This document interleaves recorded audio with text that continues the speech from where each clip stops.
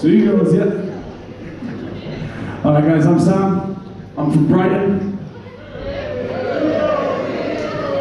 Now I know you're probably here thinking that, but let me just reassure you, I'm not gay. I know, shocking, a straight person from Brighton. It got to the point where I moved up here and I was like an endangered species. But since moving up here, I've become a DJ. Yeah.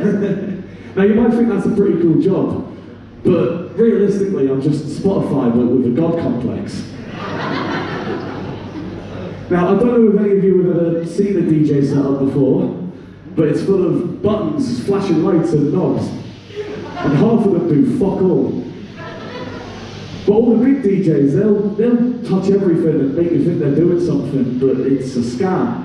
Because for the most part, once you've mixed a song, you've just got to kind of stand there awkwardly and wait, and just have a drink. But have we got any single people in the room? I'm not. Hands up. But I've actually got a girlfriend, and she couldn't be here tonight because we've been having some problems, and I don't really know why. For those of you who couldn't see that, that was a Stella I've just put behind my back.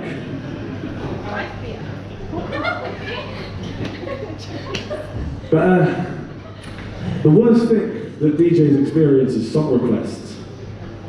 Because there's only so many times someone can come up to me and say, "Can you play anything that like we can dance to?"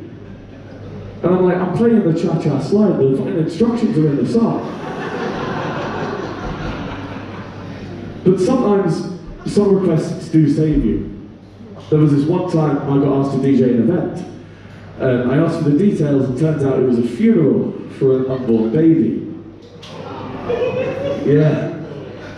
I felt very awkward in that situation because it's a sensitive time for the girl and I didn't really know her that well. So naturally I took the job. And I finished my set. I went to go and get paid. She said, "No, we're not paying you." And I was like, "Well, what the fuck do you mean?" And she said, "Do you really think that the song Baby Come Back was an appropriate thing to start off with?" Yeah, that's the level we're going with. But that's not the only time that playing a song has got me in trouble.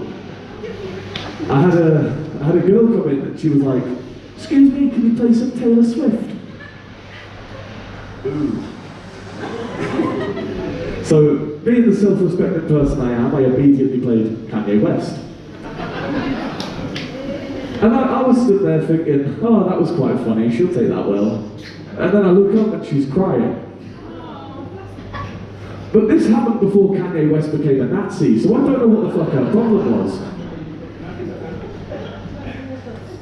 But like, all I've talked about is the negatives of being a DJ, but there are some positives too. It involves my three favourite things in the world, and that's loud music, free alcohol, and tax evasion. So if you don't know, every DJ in the world gets paid in tax. In cash, sorry. I've had a few too many of these. But I'm not going to stand here and try and defend tax evasion or say it's the best thing to do in the world.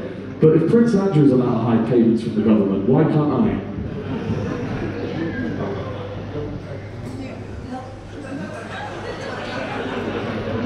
I'll be honest, I've actually run out of things to say, so I'm just going to have to try and improvise.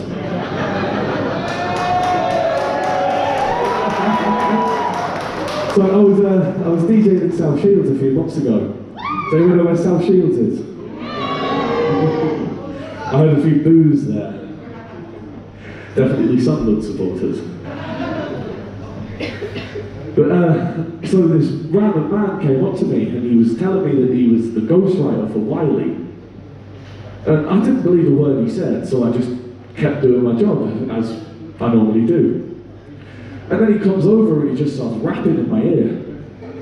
And I'm getting pretty annoyed at this point, so I decide to slow the music down and I play Dancing Queen by ABBA.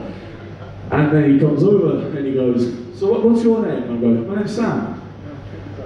And then while I'm playing Dancing Queen, all I hear is, yo, DJ Sam, on the deck since DJ Sam. I just turned around like, mate, can you shut the fuck up? You're really putting me off here. So he left, and then I ended up playing dancing music again. And that's when he decided to come back over and repeat the exact same rap he was already doing.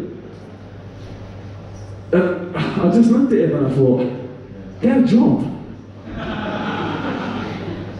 But I say that as the DJ who is technically unemployed because everything I get paid is under the books.